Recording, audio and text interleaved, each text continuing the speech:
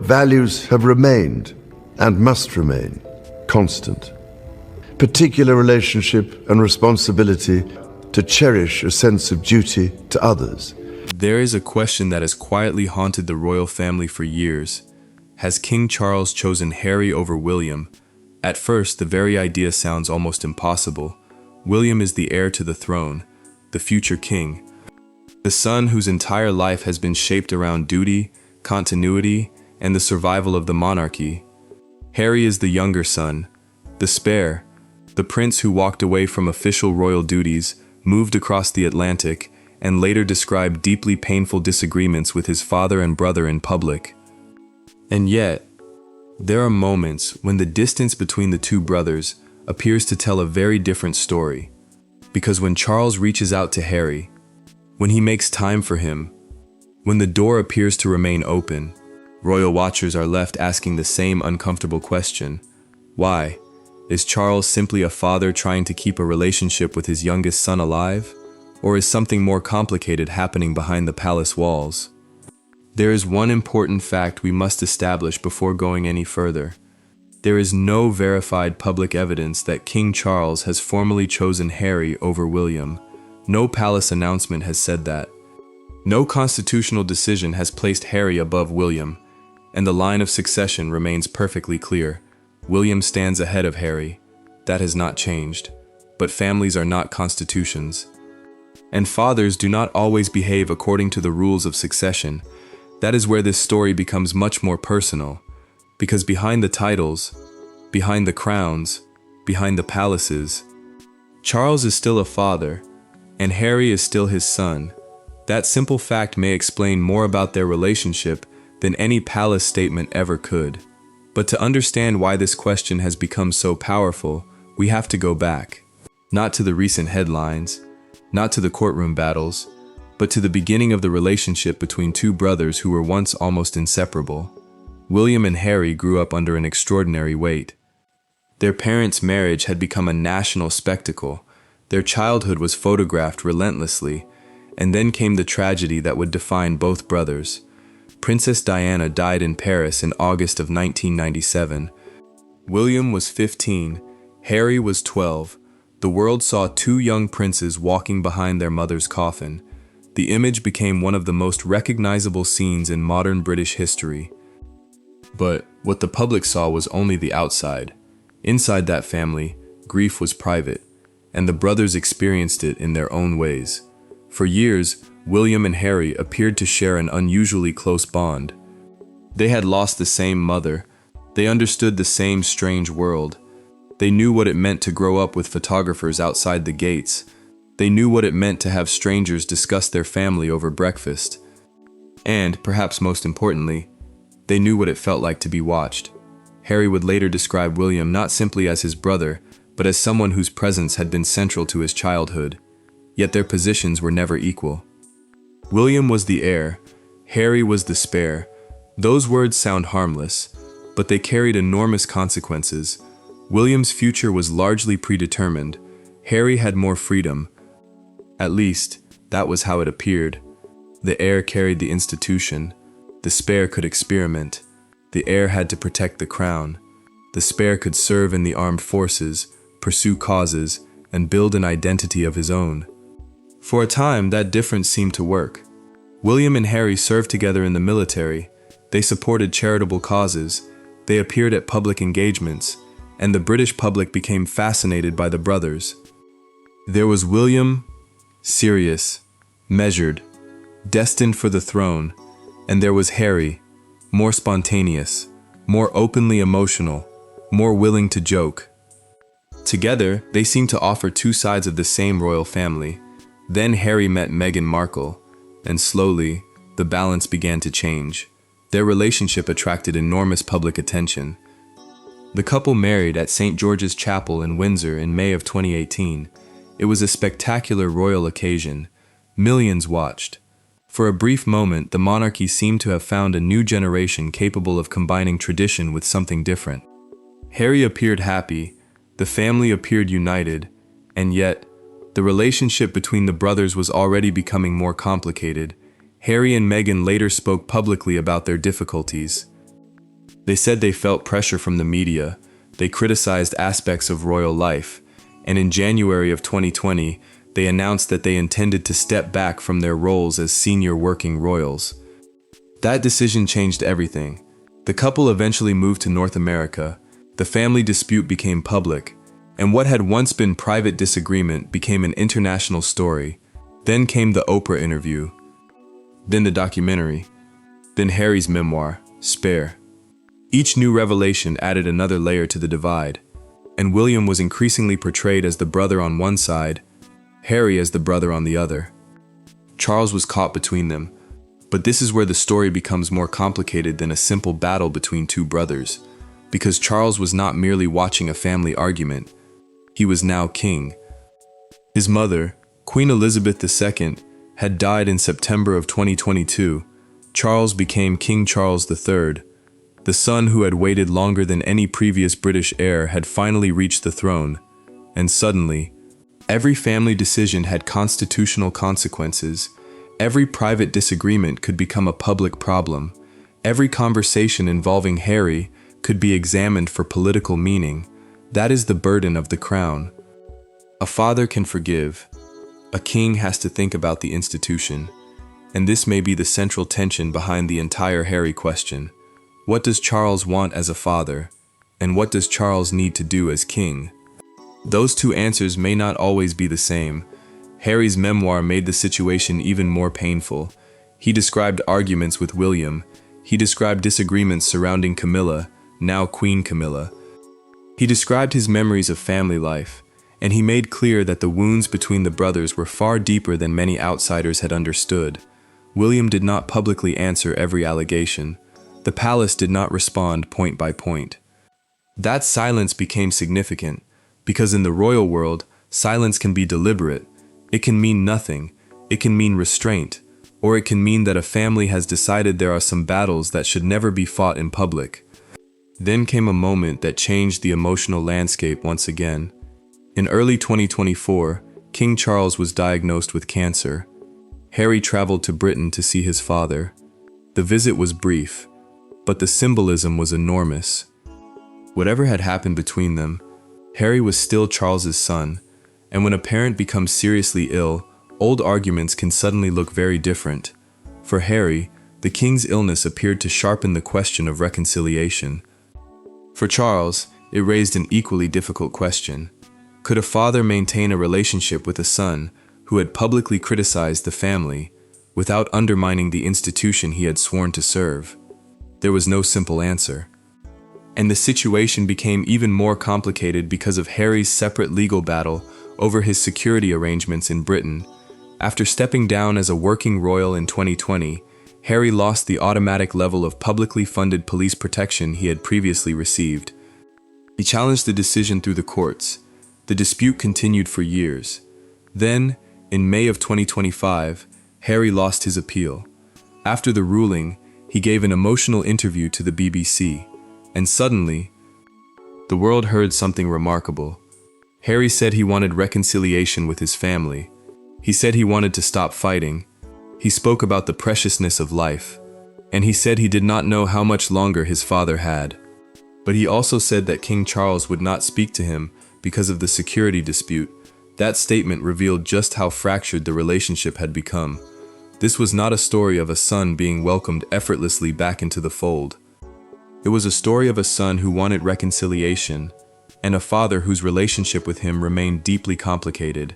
So why, then, do some royal watchers believe Charles may be leaning toward Harry? The answer may have very little to do with succession, and almost everything to do with fatherhood. William does not need Charles to choose him. His constitutional position is secure. His future is already defined. He is the Prince of Wales. He is the king's heir. His path leads directly toward the throne. Harry's situation is entirely different. Harry has no constitutional need to be brought back into the center of royal life, and perhaps that is precisely why Charles can approach him differently. There is less institutional necessity, more personal emotion. William must prepare to become king. Harry does not. William's relationship with Charles is tied to the future of the crown. Harry's relationship with Charles can, at least in theory, be about something simpler, being father and son. That distinction matters, because sometimes the child who is furthest away becomes the child a parent worries about most. And Harry has certainly been far away, geographically, institutionally, and emotionally, but distance does not necessarily destroy a parental bond. Sometimes, it makes the bond more complicated. There is another uncomfortable truth. William and Harry are no longer simply two brothers trying to repair a family relationship. They represent two completely different futures. William's future is inside the institution. Harry's future is outside it. William has every reason to protect the boundaries around the monarchy. Harry has built a life beyond those boundaries. That difference can create a conflict even when neither brother intends one, and Charles stands directly between them. He is William's father, he is Harry's father, but he is also their king. That is an impossible position for any parent, and perhaps this is why the phrase "Charles chooses Harry over William" is so misleading, yet so powerful, because it turns a complicated family problem into a simple choice: Harry or William, one son or the other. But the evidence points to something more painful. Charles may not be choosing between them at all. He may be trying to preserve two completely different relationships at the same time. And that becomes particularly important when we consider what happened after the king's illness became public. Harry's relationship with his father did not suddenly return to normal. There was no grand reconciliation, no public declaration, no dramatic palace announcement. Instead, there were small signs. Brief contact, private meetings, careful gestures, and long periods of silence. That is often how royal family relationships actually work.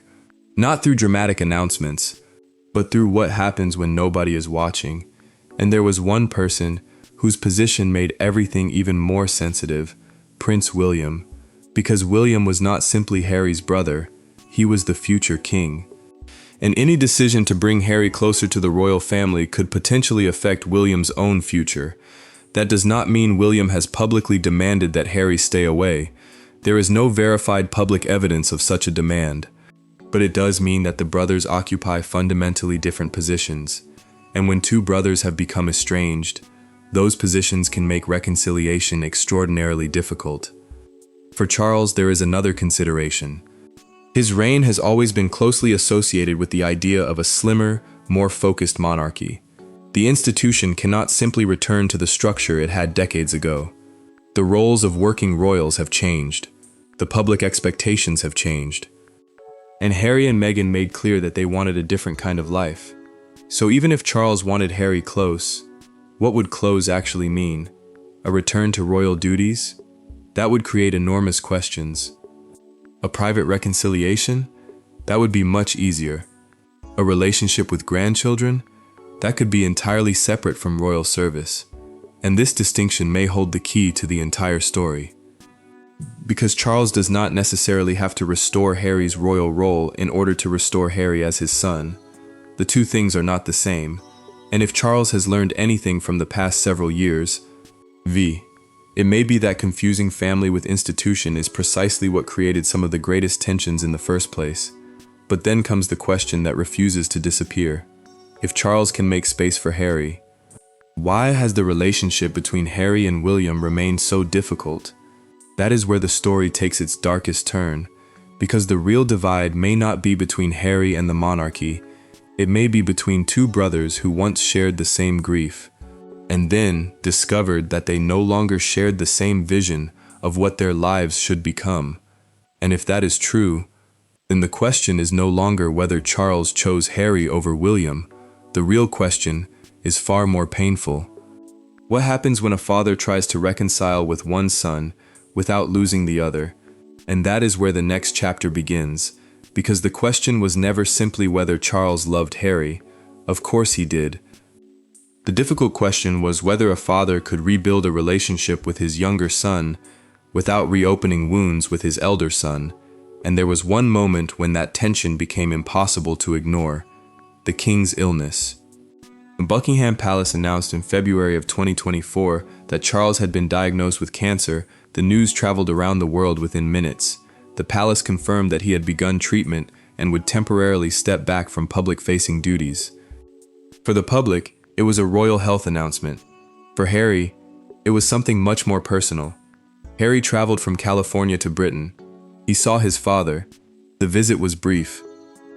But sometimes a short meeting can carry more meaning than a long speech. Because Harry had spent years publicly criticizing aspects of royal life, he had described deep disagreements with William. He had spoken about his relationship with Charles. Yet when Charles became seriously ill, Harry came home. For a moment, the argument disappeared. There was no memoir, no television interview, no discussion of palace briefings.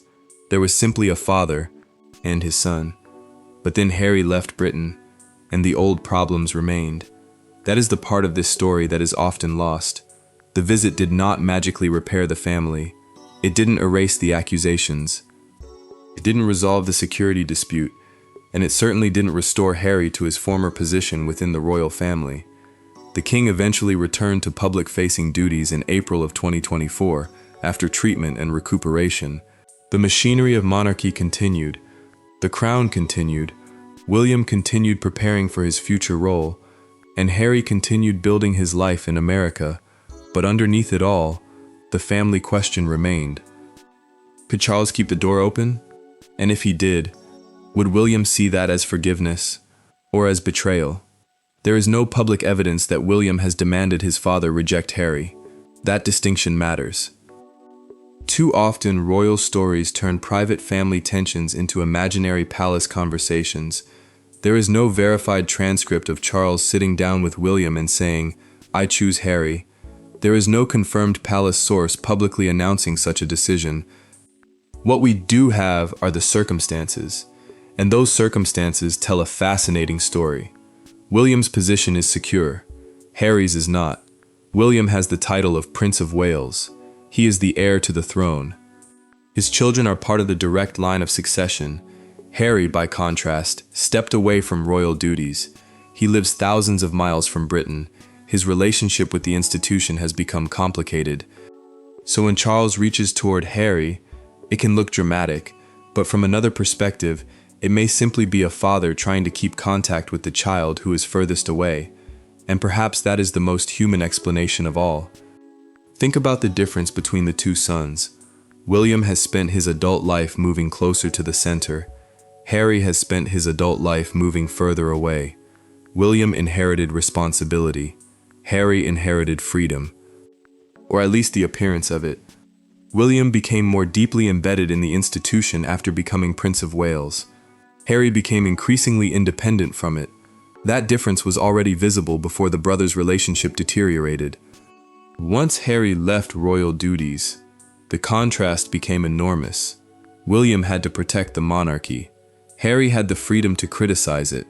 That created an imbalance, and every public revelation made the distance wider. Then came Harry's memoir, Spare, published in January of 2023. It was not merely a royal memoir. It was a deeply personal account of Harry's childhood, military service, family relationships, and experience of royal life. Some passages were especially damaging to the relationship between the brothers.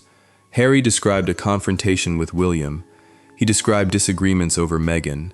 He described the different paths their lives had taken. The result was extraordinary. The private history of the two brothers was no longer entirely private. Millions of people now had their own version of what had happened, and William faced a difficult choice: respond or remain silent. He remained publicly restrained. That silence has been interpreted in many different ways. Some saw it as dignity, others saw it as frustration, but we simply do not know what William privately felt. And that uncertainty is important, because this is where a documentary about the royal family can easily cross the line from history into fiction. We can examine what happened. We can compare public statements. We can look at biographies and documented events, but we cannot claim to know what happened behind a closed palace door unless somebody involved has actually confirmed it. And yet, there are clues. Not proof. Clues. The most obvious clue is the difference in how Charles has dealt with his two sons. With William, the relationship is intertwined with duty. With Harry, the relationship appears to be much more personal. That doesn't necessarily mean Charles loves one son more. It may mean he has different responsibilities toward each of them. William needs preparation. Harry needs reconciliation. William needs stability. Harry needs a relationship. Those are completely different needs, and a father might respond differently to each. There is another factor: age. Charles is an older father. His own parents belonged to a generation in which emotional restraint was often expected.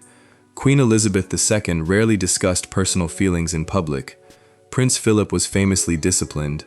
Charles himself spent much of his life under intense scrutiny. He knows better than most how quickly private pain can become public spectacle, and perhaps that experience has changed the way he approaches Harry, because Harry has never been easy to fit into the traditional royal mold. He is more outspoken, more emotionally direct, more willing to discuss family difficulties publicly.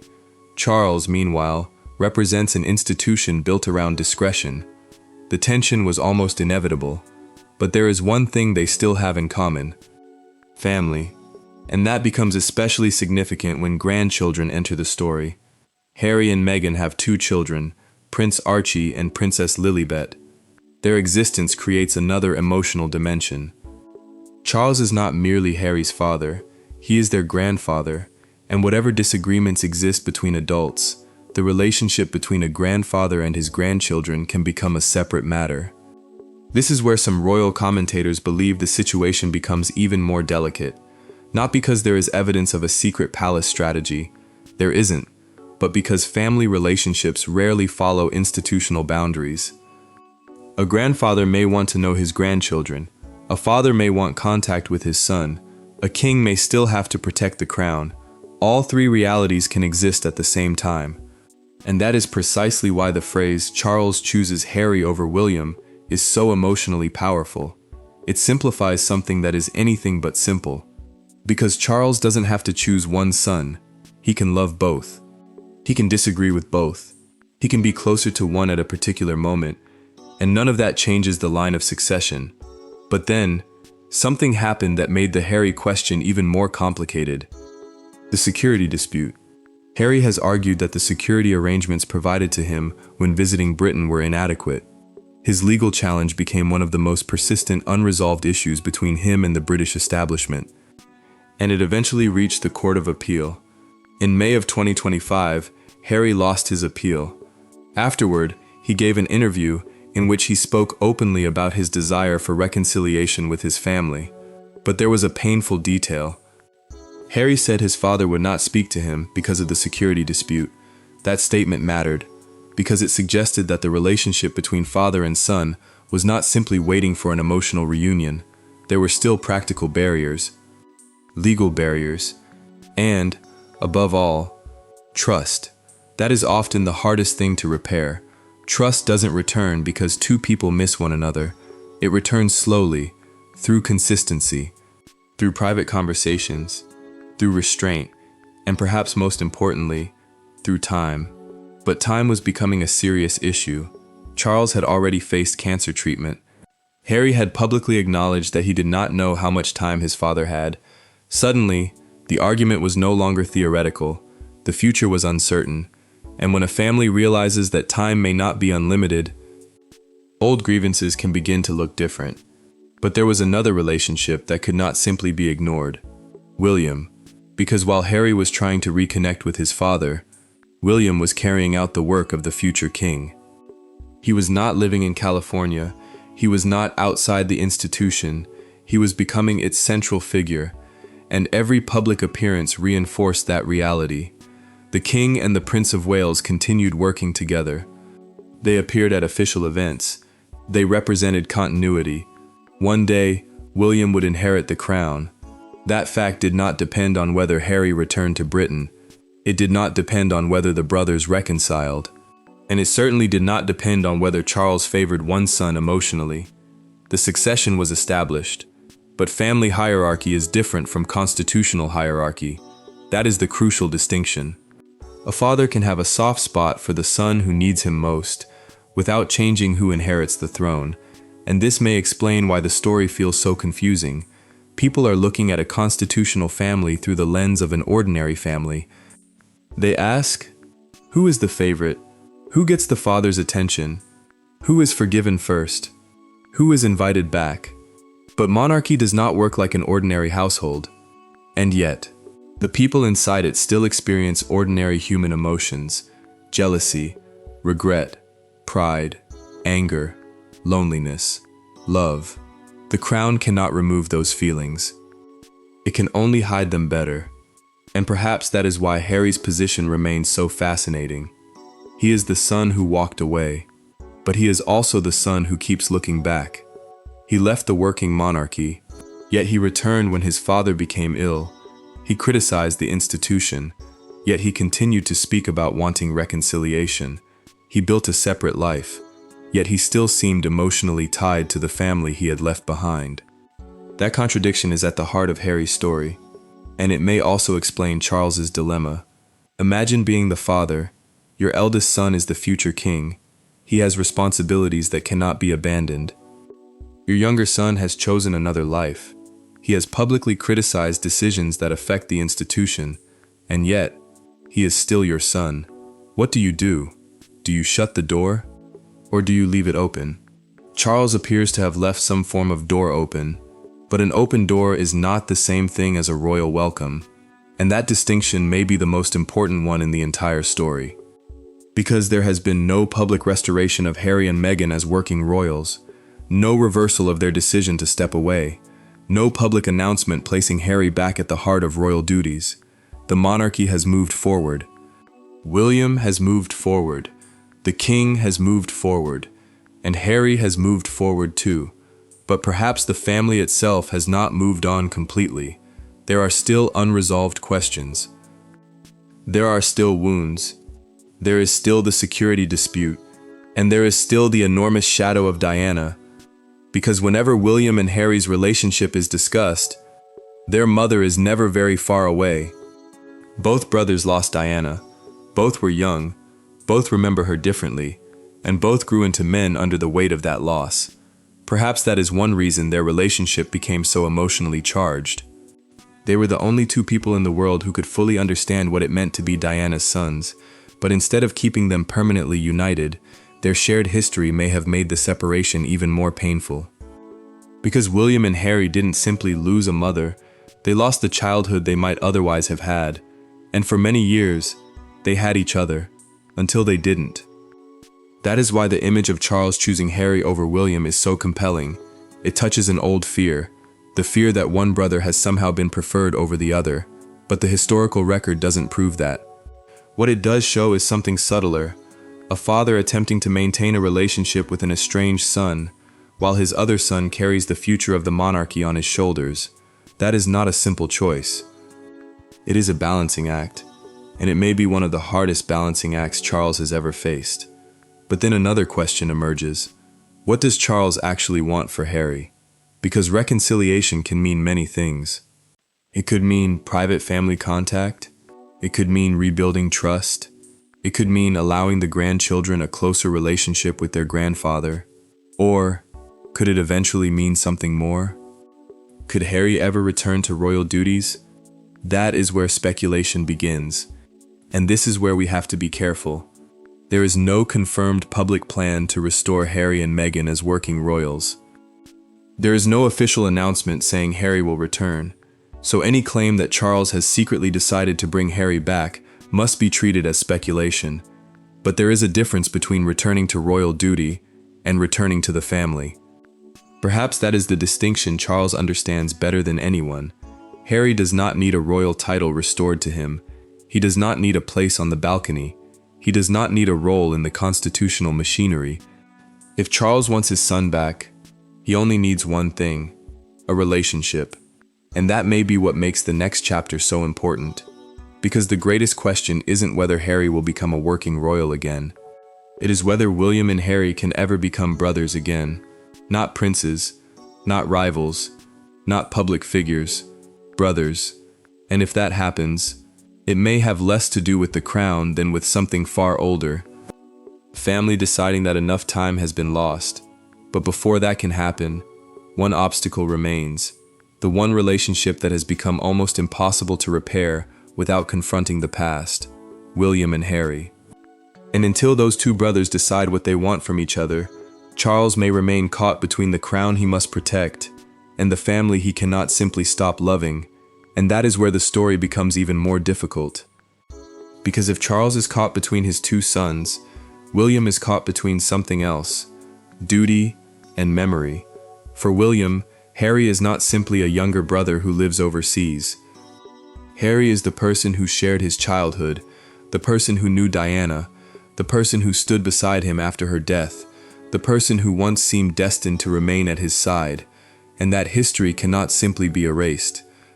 But neither can everything that happened afterwards. The public revelations changed the relationship. Harry's interviews changed it.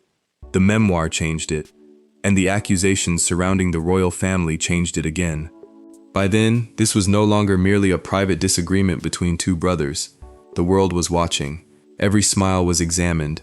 Every absence was noticed. Every royal gathering became an opportunity to ask, are they speaking? Are they still angry? Has anything changed? And that created another problem. Reconciliation became a public event before it ever became a private one. Imagine trying to repair a family relationship, knowing millions of people are waiting to judge the first handshake, the first conversation, the first photograph, the first sign of warmth. That is not ordinary reconciliation. It is reconciliation under a microscope. And William had another responsibility that Harry did not. He had to think about the monarchy beyond his own lifetime. William isn't simply preparing to become king. He is preparing to inherit an institution. That means every decision carries consequences. What happens privately between brothers can eventually become a question about the crown, and that may explain why William has appeared so cautious. Not necessarily because he feels nothing, but because he has much to lose. Harry, meanwhile, has already stepped outside the system. He can speak about royal life in ways William cannot. He can criticize. He can explain. He can tell his own version of events. William cannot easily do the same. A future king cannot turn every family disagreement into a public argument. So the brothers entered the same conflict with completely different freedoms, and that difference mattered. Then there was the question of Camilla. Harry's relationship with his father's second wife has also been publicly discussed. In his memoir, Harry wrote critically about Camilla. That was particularly sensitive, because Charles's marriage to Camilla had taken decades to become accepted by much of the British public. By the time Charles became king, Camilla had become an important part of his public life. She was no longer simply the woman associated with the collapse of Charles's first marriage. She was queen, and Harry's criticism of her therefore touched something much larger. It touched the king's own history, his reputation, his family, and the woman standing beside him as queen consort and later queen. For Charles, that could not have been easy. But again, the public record does not tell us exactly how Charles privately responded. That is where responsible history must stop. We can examine what Harry said. We can examine what the palace did. But we cannot invent the conversation that happened behind closed doors. And perhaps the silence itself tells us something. The royal family rarely answers every accusation. Sometimes, the answer is simply to carry on. That approach can frustrate the public. But it has a long history. The monarchy survives partly because it does not react to every provocation, and Charles inherited that discipline. Yet there was one thing he could not simply ignore: his son, Harry. Because whatever Harry had said, whatever had happened, Charles knew that shutting the door completely could have consequences that lasted for decades. And there was another reason: time. Charles had waited most of his life to become king. Then, only a relatively short time into his reign, he faced a major health crisis. That changed the emotional mathematics. When you're young, there is always another Christmas, another birthday, another opportunity to speak, another year to repair a broken relationship. But when illness enters the picture, those assumptions disappear. Suddenly, tomorrow is no longer guaranteed. Harry's visit in 2024 may therefore be remembered, not because it solved everything, but because it demonstrated something simpler. The connection had not completely disappeared. The relationship was damaged, but it was not necessarily dead. And that distinction matters, because broken relationships are not always destroyed relationships. Sometimes they are simply unfinished. And the story of Charles and Harry appears to remain unfinished. But while that relationship was being tested, another relationship was quietly becoming more important: Charles and William, the king and the heir. Father and future king. Their relationship had always carried unusual pressure. Charles had spent decades preparing for the throne. William was now preparing for the same future. That creates a strange kind of bond. Charles knows what William is facing. William knows what his father endured. There is understanding there, but there is also responsibility. Charles cannot simply be William's father. He is his king. William cannot simply be Charles's son. He is the next generation of the crown. That distinction can change the way people behave, and perhaps it explains why Charles's relationship with William can sometimes appear more formal, while his relationship with Harry appears more emotional. Different circumstances, different needs, different expectations, not necessarily different love. But then, there is a detail that cannot be ignored. Harry's children, Archie and Lilibet. For Charles, they are grandchildren, and grandchildren can alter family dynamics in ways nobody expects. The titles may be constitutional, the family relationships are not. A grandfather can miss a grandchild without wanting his son back as a working royal. A father can want reconciliation without restoring official duties. And a king can protect the institution while still privately longing for family closeness. These things can exist together. That is why the idea of a secret choice becomes so misleading. Perhaps Charles isn't choosing Harry. Perhaps he is choosing not to give up on him. Those are very different things. And that distinction may be the real reason the relationship has remained alive. Because if Charles had truly wanted Harry removed from his personal life, he could have allowed the relationship to disappear completely. Instead, there have been moments of contact, moments of concern, moments when Harry returned to Britain during significant family circumstances. But there has been no grand reconciliation. And that is important, because reconciliation in real families is rarely cinematic. There is no orchestral music, no dramatic palace doors opening, no perfect speech. Usually, it begins with something much smaller: a phone call, a message, a short visit, a conversation that doesn't solve everything, but makes the next conversation possible. That may be the stage Charles and Harry are actually in. Not restored, not reconciled, but not completely disconnected either. And that brings us back to William. Because if Charles is rebuilding even a limited relationship with Harry, William has to live with that reality. There is no evidence that William has publicly forbidden it. There is no evidence that Charles has formally chosen Harry over him. But there is something much more difficult. The brothers may simply no longer trust each other. Trust is different from affection. You can love someone and still not trust them. You can miss someone and still be afraid of what happens when they return. And after years of public revelations, that fear would be understandable. Harry has spoken publicly about private family matters. William has remained largely silent. Those two approaches are almost opposites. One seeks explanation, the other seeks containment. And when those philosophies collide, even a simple family conversation becomes complicated. What can be said? What can be repeated? What can remain private? Those questions are enormous inside the royal family. Because privacy is not merely personal, it can become institutional. And Harry's decision to speak publicly challenged that entire culture. That is perhaps why the relationship between the brothers has become harder to repair than the relationship between Charles and Harry. A father may be able to forgive a son, but two brothers who once shared everything may find betrayal much harder to overcome, especially when the disagreement became part of the public record. And then came the most uncomfortable possibility. What if William doesn't actually need Harry back? What if the monarchy has already learned how to function without him? That question may sound harsh, but institutionally, it is difficult to deny. The working monarchy continued after Harry and Meghan stepped back. William and Catherine continued their public roles. The Prince and Princess of Wales became increasingly central to the future of the institution. Their children grew older. The line of succession remained clear. The monarchy adapted. That means Harry's return is not necessary for the survival of the crown. It would be an emotional decision, not a constitutional one.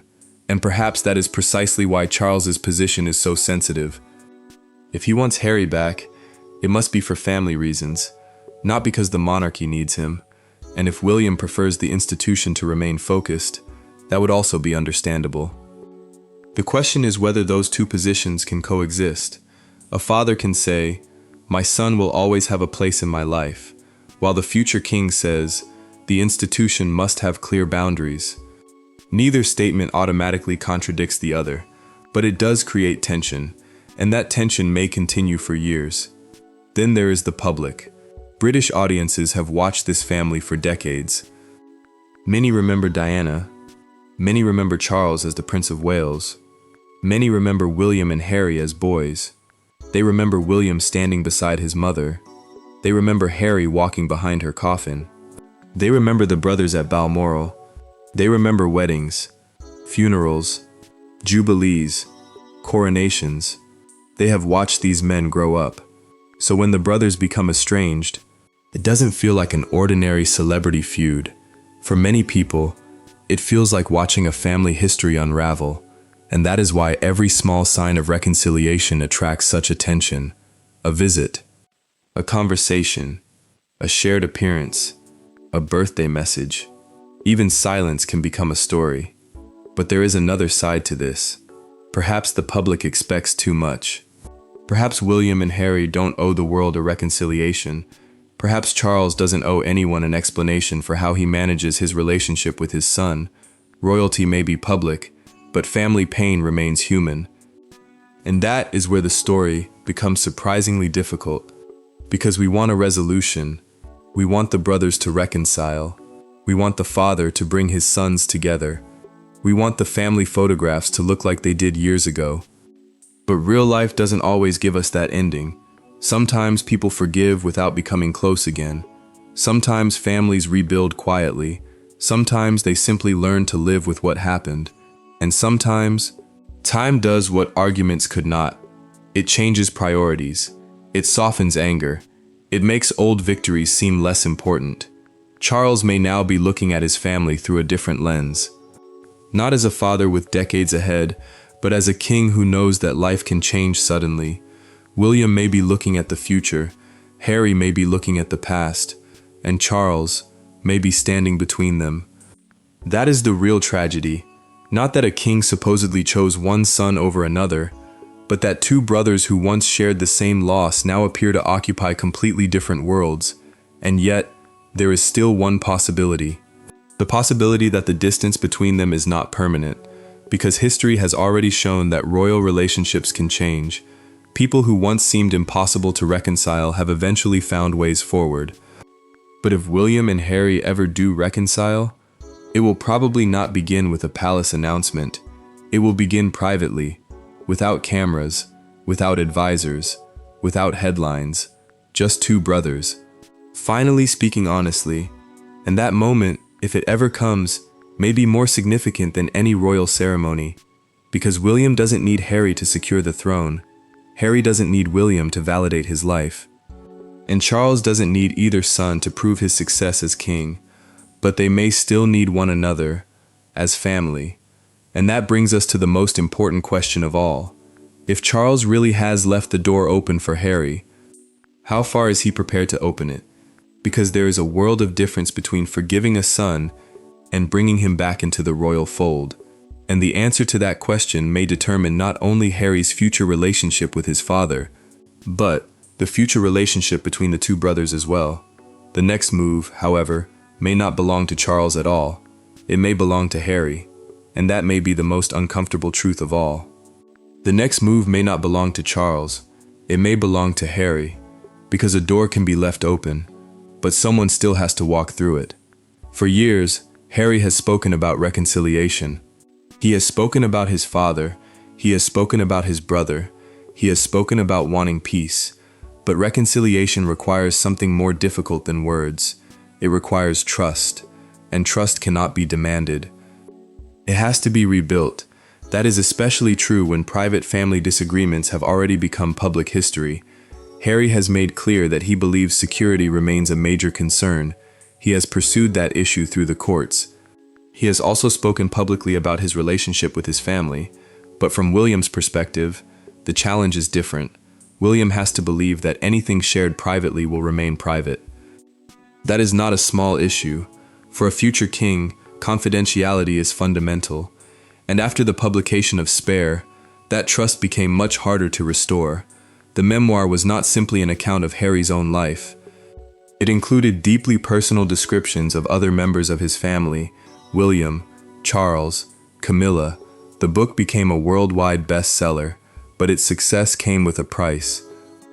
Whatever private space remained between the brothers became smaller, and once something has been published, it cannot be unpublished. That is the cruel reality of public family disputes.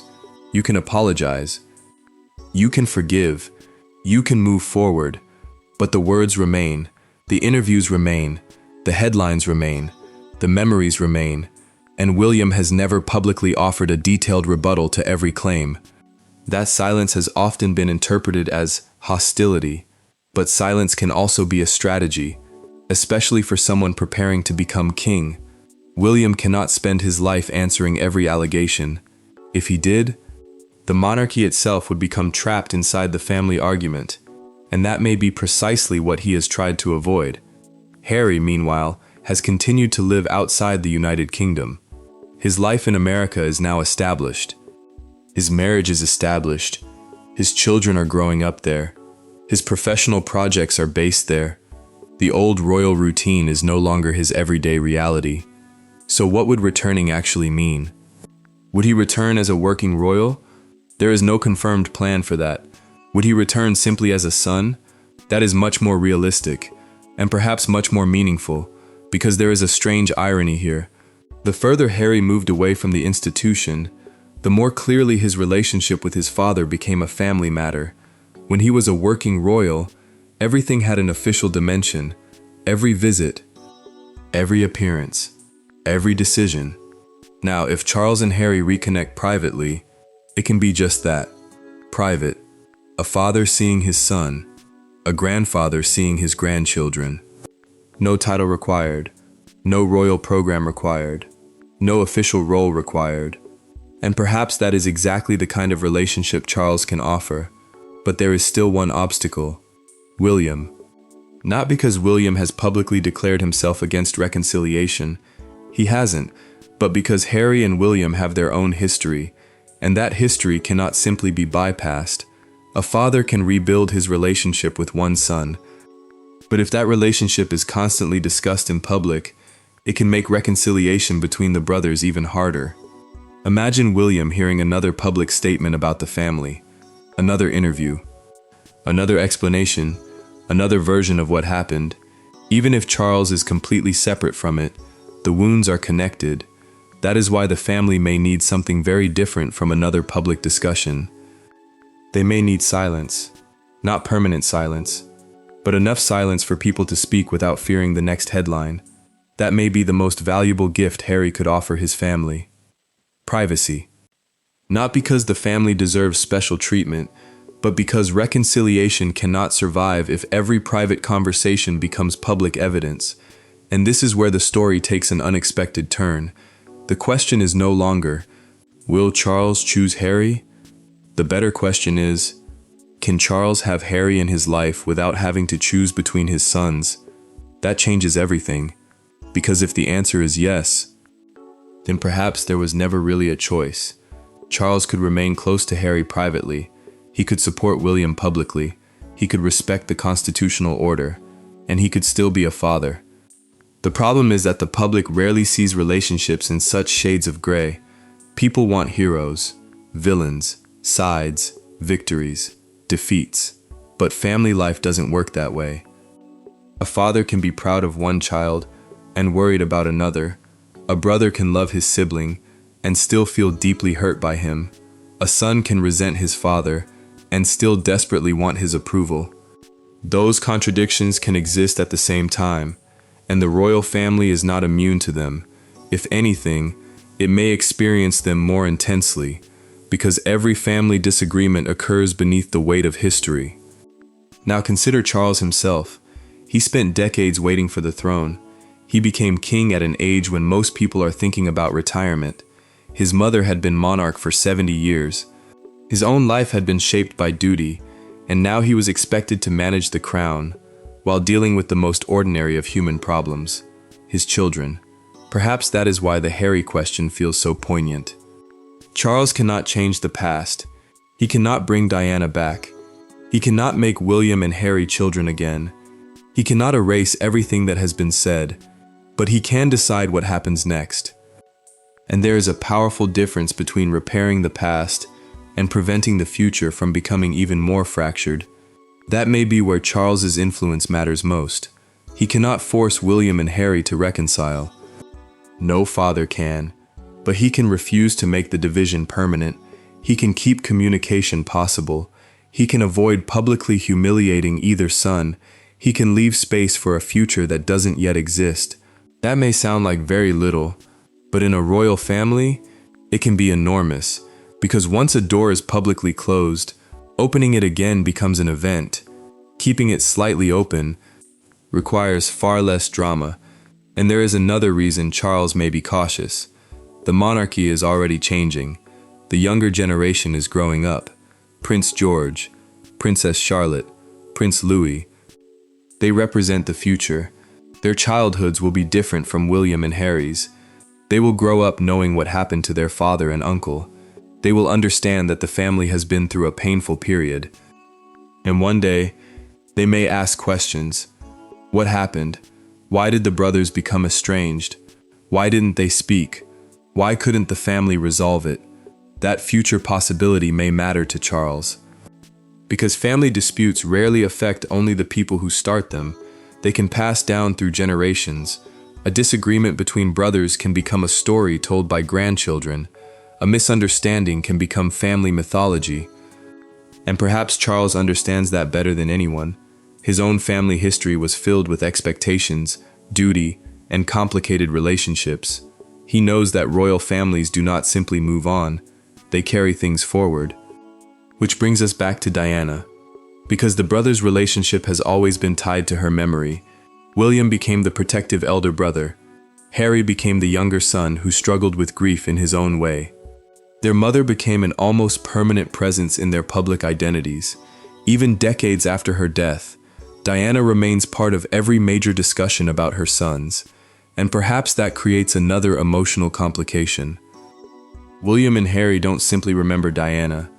They represent different interpretations of her legacy. William has largely carried her memory through royal duty and charitable work. Harry has often spoken about her influence in more personal terms. Neither approach is necessarily wrong, but they are different, and differences become more painful when two people once shared everything. Then there is the question of Charles. Diana's death did not end the history between Charles and his sons.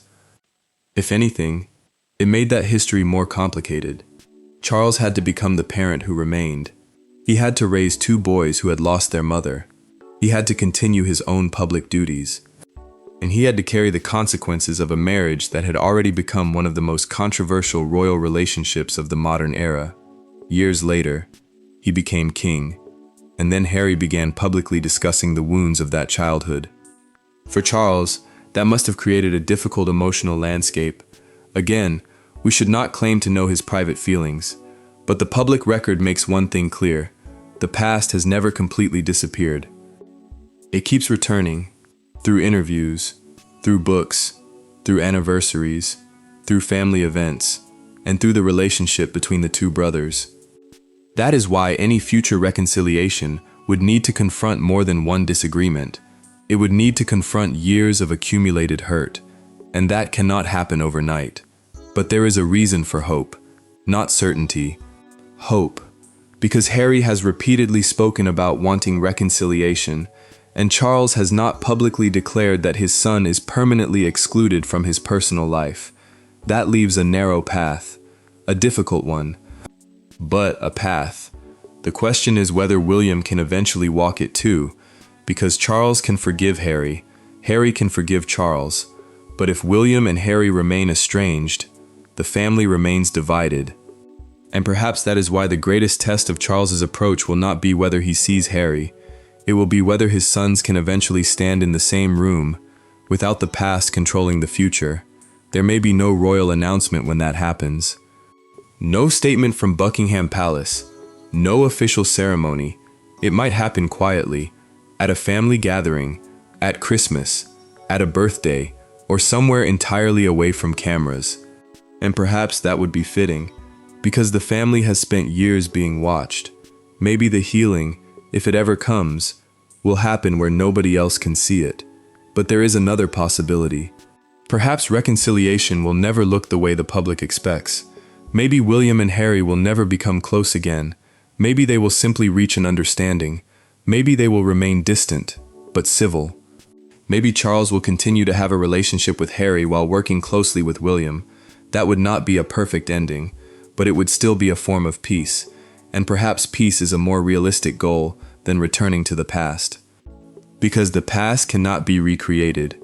William and Harry are not children anymore. Charles is not the father he was 30 years ago. The monarchy is not the institution it was 30 years ago. And Britain itself has changed. Everything has moved forward. Except the memories. Those remain. And perhaps that is the real lesson hidden inside the question. Did Charles choose Harry over William? No evidence proves that he did. The constitutional order says otherwise. William remains the heir. Harry remains far behind him in the succession. There has been no official decision placing Harry above William. But the emotional question is different. A father may reach for the child who feels furthest away. That does not mean he has abandoned the child standing closest to him. It may simply mean he is trying to bring one lost relationship back from the edge. And perhaps Charles knows something that the public sometimes forgets. You don't have to choose between loving your children, but you may have to choose how you respond to each one. William needed a father who understood duty. Harry may have needed a father who understood pain. And Charles may have spent years trying to be both. Whether he has succeeded is another matter. The story is not finished. There is no final reconciliation to announce. No definitive palace verdict. No confirmed secret plan. Only a family trying to navigate the consequences of choices made over many years. And perhaps that is why the story remains so compelling, because beneath the crowns, there is still a father, two sons, and a family history that neither time nor distance has completely erased. One day William will inherit the throne, Harry will remain outside the working monarchy. That part of the future is clear, but what remains uncertain is whether the two brothers will allow their past to define the rest of their lives. And if Charles has truly left a door open for Harry, perhaps the greatest gesture would not be choosing Harry, it would be refusing to choose against William, because a father does not have to declare a winner. Sometimes, the most important decision is simply not to give up on either son. And perhaps, years from now, that will be the part of this story people remember. Not the interviews, not the headlines, not the accusations, not the palace speculation, but the possibility that, after everything, a family might still find a way to speak again.